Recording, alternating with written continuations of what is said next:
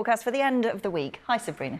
Hi Jen, hi all. We do have a brief drier slot tomorrow, but I think over the outlook in general it does look to be pretty unsettled, more wet and windy weather on the way. The chance for some strong to gale force winds too, so there's a potential for further weather warnings to be issued this weekend. That's one thing to watch. Here's our rainfall accumulation chart then over the next 5 days, so plenty more wet weather on the way, especially in parts of North and Northwest Wales. These white shades here show we could pick up on around 100 millimetres of rainfall. Here in Cardiff it's felt like it's rained all day, and Cardiff has actually had more rainfall so far this September than what we saw during the entire summer, so it has been pretty unsettled, hasn't it? So the rain warning still in force will expire at 11 p.m.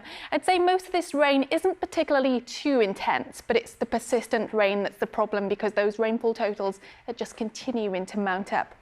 This evening then, the rain will tend to linger in parts of South Wales, and then through the overnight stretch that will gradually lift its way northwards. So too will the cloud, driest and clearest for longest in parts of the far north. Those winds will gradually ease with lows of 11 to 16 Celsius, mildest along the south coast. Tomorrow then, I think it's going to start off quite misty and murky with cloud and further outbreaks of rain and drizzle, some of which will be on the heavy side. But then here's the improving part. Tomorrow afternoon that rain will extend its way northwards, allowing for us to see some drier conditions. There should be a few bright or sunny pockets developing too, and it will feel more humid tomorrow.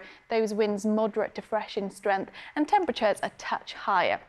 Looking further out then to Friday, here comes the waving weather front. So at the moment, positioning of this looks to be in parts of North and West Wales, where it is set to linger. Driest for longest at this stage, the further southeast you are, and temperatures typically in the high teens, low 20s. Those winds not as significant as what we have seen or what we'll see.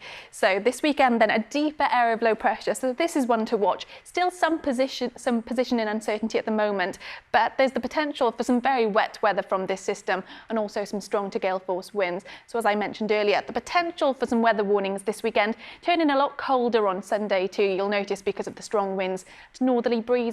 And it should generally trend a bit drier next week. That's your latest, Jen. Sabrina.